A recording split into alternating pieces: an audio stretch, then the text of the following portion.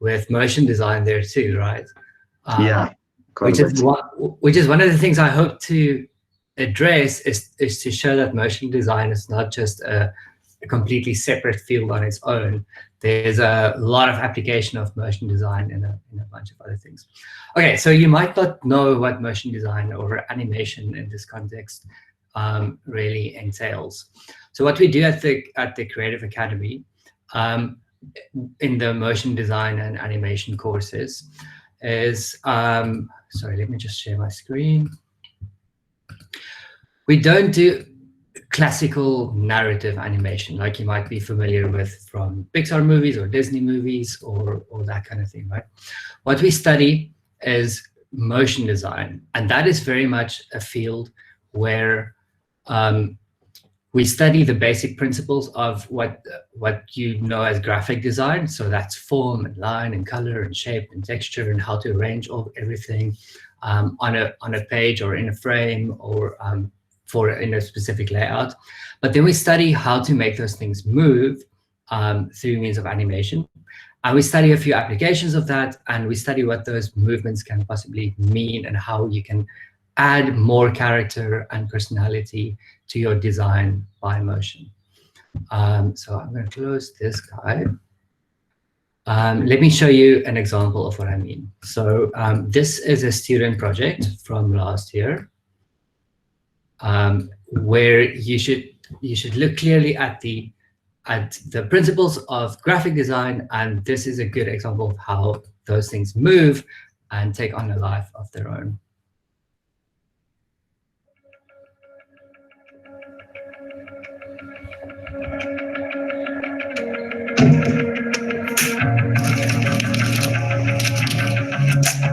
This project, while it's playing, I can tell you, is the final third-year project in motion design. Students get to create a little short film of about 2 minutes or so, bringing together all their interests in graphic design and motion design or photography and all the things they've learned in the course up to then. So this was a student's final year film, and she decided to do something quite abstract and very kind of designy in a way, while also keeping it a bit organic and hand-drawn. So a lot of this stuff was done by hand. There's quite a bit here that was done with 3D software and more traditional 2D animation. So it's really a good combination of the types of things you'll learn and the types of products you'll be able to create when you study motion design.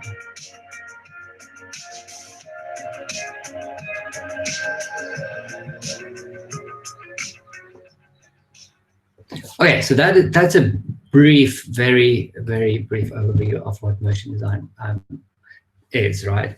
But then motion design is not just there to tell stories. It is there to tell stories, kind of narrative animation like we were just looking at. But of course, there are a ton of applications of motion design in our everyday lives.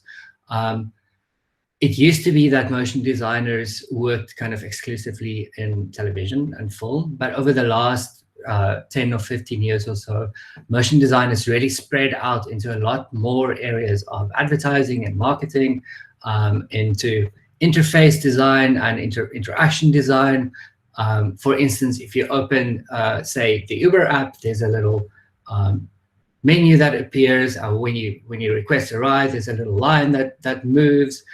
The little car that drives along the road that you can see, those are all done by motion designers.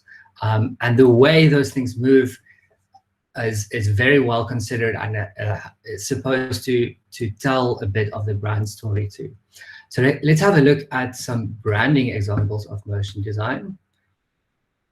This was also a final year student's work, and the project here was to rebrand an existing television channel. So this might be a bit more classical motion design in terms of the final product should exist on television. But you'll see there's a combination here of a bit of editing, which we also study. So we study how to put your shots together that makes to make it make sense. There's use of typography. and then the use of color and shape and texture and layout to communicate the values and the identity of the brand the student is on.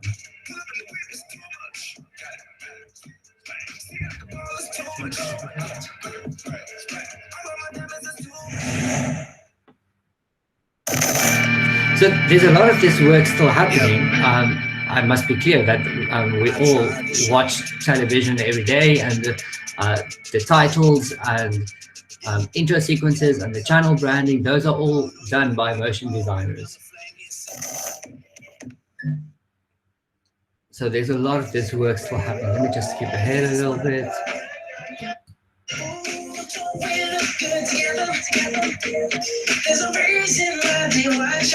And in a way, motion design also aligns here with a bit of informational design, and even a kind of wayfinding in the way that you use animated elements to communicate to your audience what time a certain program is on, and what's coming up on a channel, or to convey some bits of necessary information, while also keeping true to the personality and style of the brand. And talking about that, motion design or animation is a field that condenses information very, very well. So if you study graphic design, essentially what you're trying to do is put down information about something that an audience will read in a way, right? So that might be a concert poster, it could be a restaurant menu, it could be a business card, but there's always kind of this exchange of information. If you now make those things move, the density of the information becomes a lot higher. So animation and motion design is often used to convey very dense and sometimes difficult concepts to an audience. And one of those outputs is an explainer animation. So you might encounter an explainer animation when you say, get on a plane, which I don't think any of us are doing anytime soon. And you look at the safety video. If those safety instructions had to be on like just a piece of paper written out point by point, it would be very boring, and a lot of people would maybe not even read it or scan it over, and the information wouldn't stick. Well, if you convey that information through a bit of animation and motion design, there are multiple ways that an audience can relate to that and absorb that information and store it for later retrieval in their brains. It's just a nicer, interesting way to talk to an audience and convey information to them. So let's look at a short explainer animation.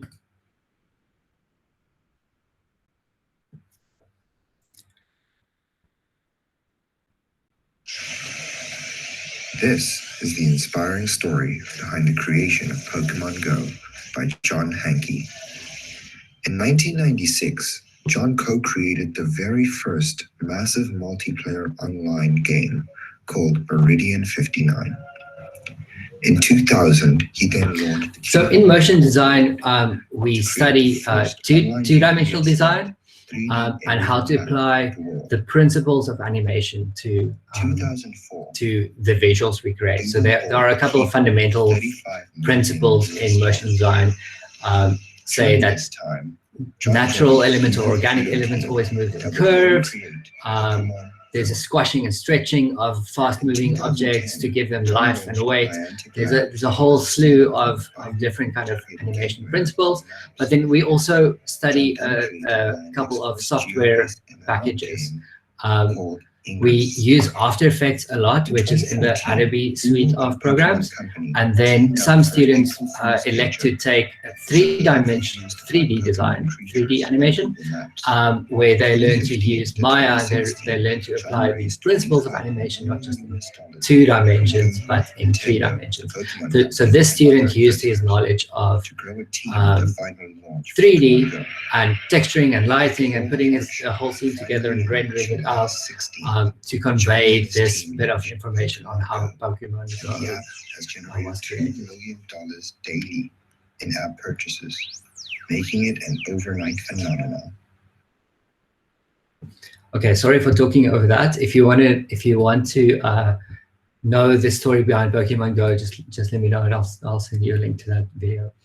Okay, then we also, another application of motion design, another place where it gets used a lot is not just on the screens we have. So it's not always a television-based thing or a YouTube-based thing or something you consume or look at on a film or a television or a phone screen, but there are increasing uses of motion design to kind of everyday real-world environmental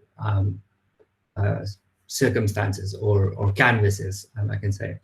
And one such application is in the design of festival graphics or event graphics. So you might go, for instance, to say a theater show, and to help create the atmosphere in the theater, there would be graphics or some form of animation behind the actors on the stage.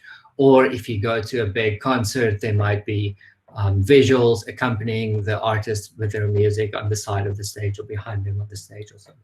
So one of the projects we also do in third year is to create event graphics. Students have to conceptualize some kind of event that would bring some people together, which this year, unfortunately, is a bit of a fantasy. But so they conceptualize this event and then give this event a visual identity and a personality by making graphics that would accompany this event. And this could be conceivably played on a big screen in a theater, or outside on a big LED screen, or even projected onto the side of buildings or architecture. So motion design doesn't always have to just live on a glass rectangle. Let's have a look at these event graphics. This was for I don't know, let's see, I forgot. I think this is for it's for an architecture and design festival.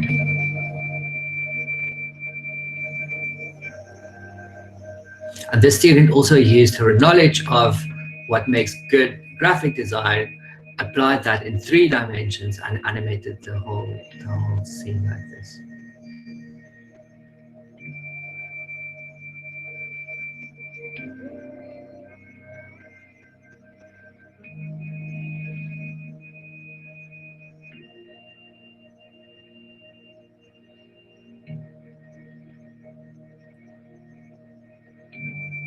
So I know this might look intimidating because there's a lot of work going in here to say model this chair in the 3D program, to texture it with the material and the wood, and I think this is a brass handle, and then to add a camera and do this kind of digital cinematography, and then to render this all out. There's a lot of technical knowledge being applied here. But this is what you come to us to learn how to do. So you don't need to know how to light and render and set up a photorealistic scene. If you take the 3D course, that is what you'll be taught. This is just an example of one of the possible outcomes. And then for the same project this year, another student made something that's a lot less 3D and photoreal. She made this for an event called Strong Friends, using a lot of hand-drawn elements that she drew on an iPad, and then did the animation in the 2D animation program After Effects.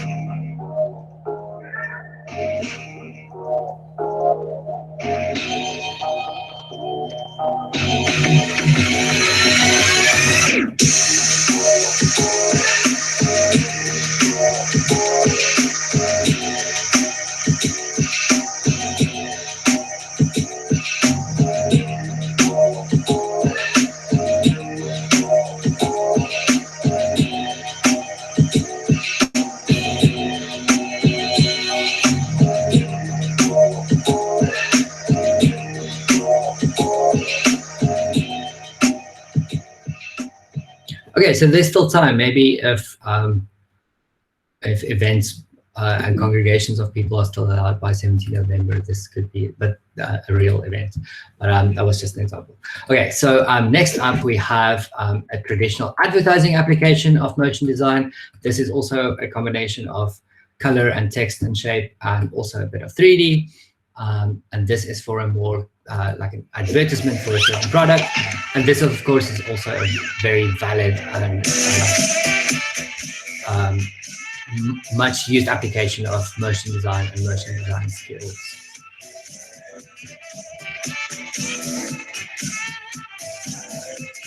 So while this is playing, let me just talk a little bit about where you might find employment or what you can do with a degree in motion design. Of course, you can end up in a big advertising agency or a big marketing agency and work on products like these, where you design and animate adverts for certain brands or certain products. There are big companies that do this, that employ 50 or 60 or 80 or more people and have multiple offices in multiple cities, including Cape Town and Johannesburg and Durban, I think, also. And then there's a lot of opportunity to work for yourself as a freelance motion design artist. And oftentimes you get to really apply and use your own other interests like photography or cinematography or 3D design and really carve out a little niche for you. You could even say be interested in interaction design and go and work for a startup app development company and apply your skills there. And motion designers are very, very much in demand up until, well, I think in 2019, the biggest employer of motion designers in the Western United States, so in California, were Google and Facebook and Uber, who employ dozens and dozens of animators to work on, motion designers to work on their products, to really consider and fine tune and craft the interface elements that go into their products. Let's have another look at some 3D work. So this is that same student who did the Architect Design Festival. This is just an example of how when you do motion design, you don't always have to just think about elements on a flat space, but you get to also play and imagine and create these worlds that exist in 3 dimensions.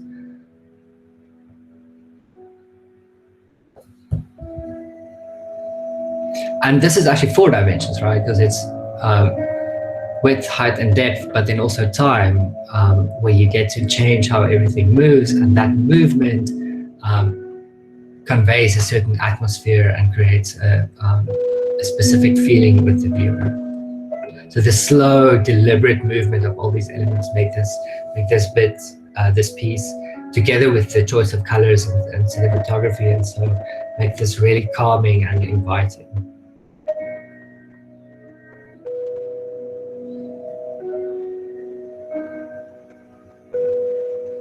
If this was a real place, I would definitely, after this session, just back in my swimming trunks and go there right away.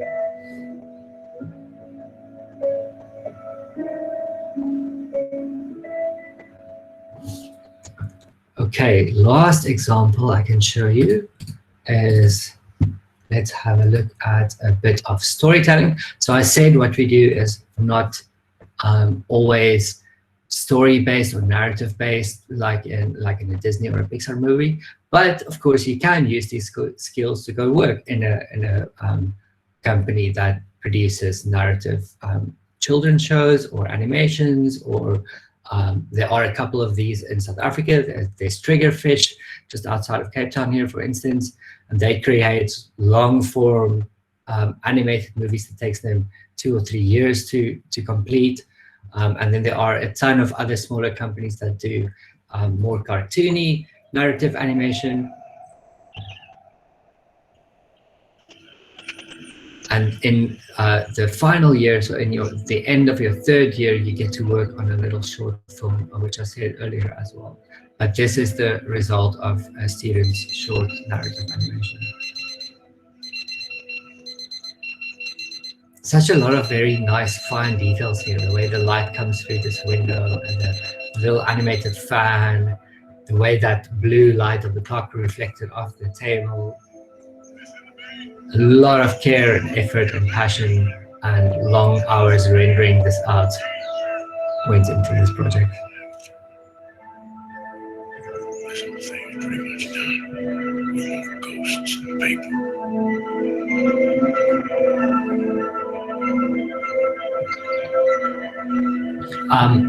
I think I've got this right, but so this was a student project that was completed last year, so in 2019. But this student has entered this into a animation festival or animation competition, and he's reached the final round now, just a week or so ago, with a very good chance that he might actually win an award and a bit of recognition for this bit of work he did. Well, this is not a bit of work, this is an enormous amount of work, but he might end up getting a bit of recognition. Which brings me to the very, very last thing I want to show you, is this short film made by a student last year for the same course and the same subject. So that's the narrative animation. And he entered this into the Animation Awards, South African Animation Awards, and he won the Best Student Film Prize for this film.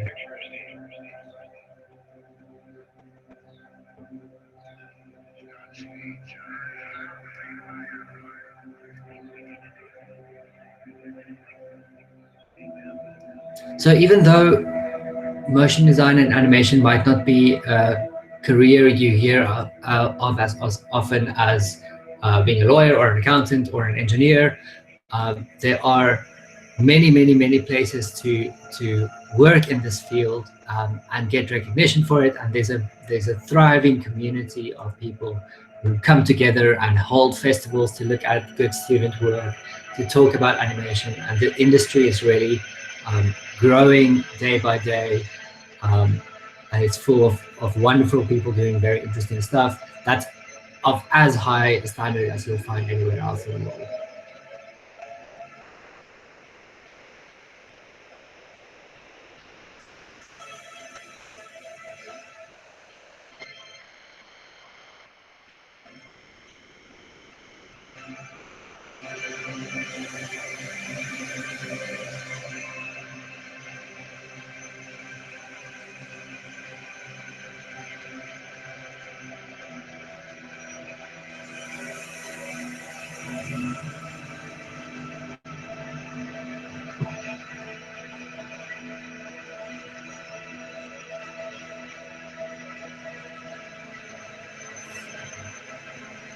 I think we might need to cut this short, unfortunately. Well, let me know. If you have any questions about motion design, you're welcome to, we have a couple of minutes left, you're welcome to ask me anything that might have come up. Just, it's 8 more seconds.